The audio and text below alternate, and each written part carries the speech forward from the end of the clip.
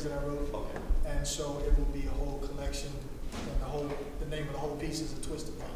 Okay. And so it's 2 of 5 pieces that I wrote that will go in concert. Okay. I feel like I'm on Bravo inside the actors studio. Okay, everybody, you're welcome to go ahead and ask the question, ask these writers questions. Act like I got a microphone. Come on.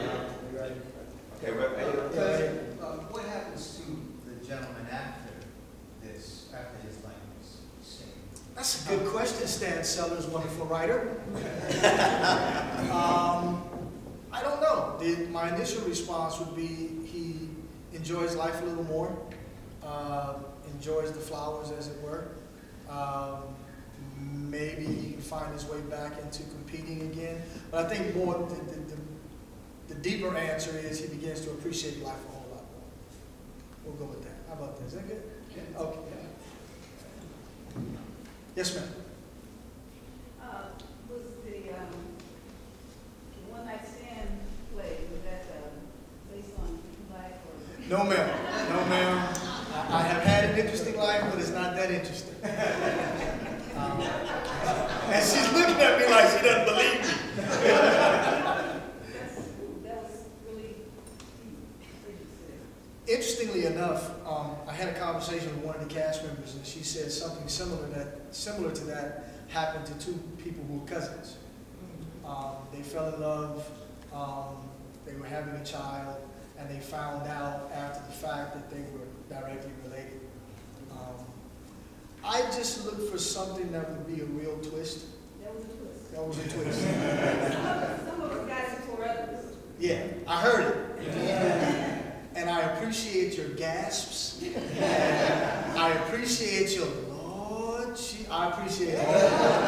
It's great. It's great. Any other questions? Yes, for Karen, what made you come up with the concept for addressing the angry black woman? I noticed there was a counterbalance there. You showed some stereotypes, then you came back with the reality. Well, I was shopping at the Grove, and well, I think we all have those experiences sometimes. But the idea came. There's actually a sci-fi theater festival that happens in LA. I think it's happening right about now, and they were looking for entries, and I thought I should write, just to try to write something kind of sci-fi-ish. And then at the same time, Shonda Rhimes was being given that Crystal Stare Award by the Women in Film. And at the time, the New York Times reporter called her, they called her an angry black woman, and she's like, "What are you talking about?" And so I thought about that concept and the energy and the controversy and the truth of it and it's a label. So I tried to imagine like if somebody from another planet was examining us and trying to figure it out. And then I also was just trying to kind of play homage. I can use that word just today, to that, what I consider to be like a power, I guess, that, some of us can actually use, which is a beautiful thing. So that's where it came from. Very familiar. Yeah, they called Maxine Waters. They always call her the angry black woman. Yeah, it's like Waters. Yeah. Yes, sir. I like the fact that in reality people say these things, Karen, but you put humor into it. And I think by putting humor to it, it takes more effect to it. It makes it lighter, but it's still effective. I like that. Right one on black men too. Some Hispanics and some whites and some women. Oh, do everybody. It's very good. Thank you. Yes, ma'am. On that one, I like the way that she realized why she acted that way. It's like the cause and effect that you brought into the play. And did you have that in mind, cause and effect?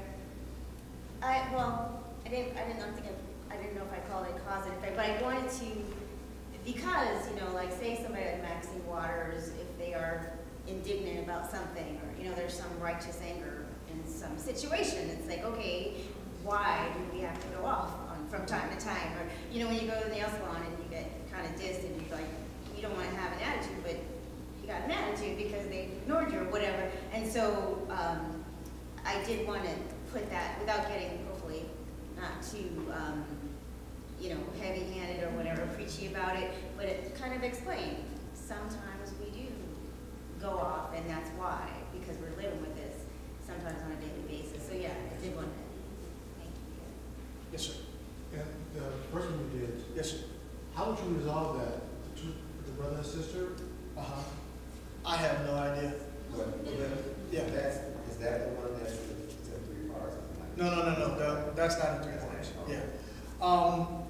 One of the things that I told Taja in talking about her character when she finds out that she's engaged to her brother, I said, your whole world falls apart. And that's what happens. Your whole world falls apart. Now, what the aftermath of that is, literally it would depend upon the character of those 2 people to figure it out. And what that would be would depend on those 2 people. I didn't think beyond that because I was tired of What I was thinking about was the scientific implications of a brother and sister having a child together and mental health issues. that. All of that. Because now the parents. I wanted more. Yeah. It's a very complex issue. Very complex issue, and I wouldn't even know where to begin because her mother is dead, so she doesn't have anybody to talk to. This guy just got out of prison, so and he's not going to be any help because he just delivered the bad news. So he's probably going to run off to his small corner of the world and disappear. And who knows what's going to happen with these people? My guess is just because we are so resilient as people that they would figure it out. They would figure it out. Because I know some of you all got relatives that have dealt with stuff a whole lot deeper. You know, you go to Uncle John's funeral and you find out Uncle John had a whole other family in Philadelphia, you know, and all of those things that we just press through. You know, they will never be the same, obviously. I love your message of hope and resilience and saying that, hey, whatever happens, we're going to be strong enough to try and keep working it out. Yeah. And with that, I'd like to conclude unless there's any other important questions. So thank you once again, Cliff Colbert and Karen Bankhead. And thank you.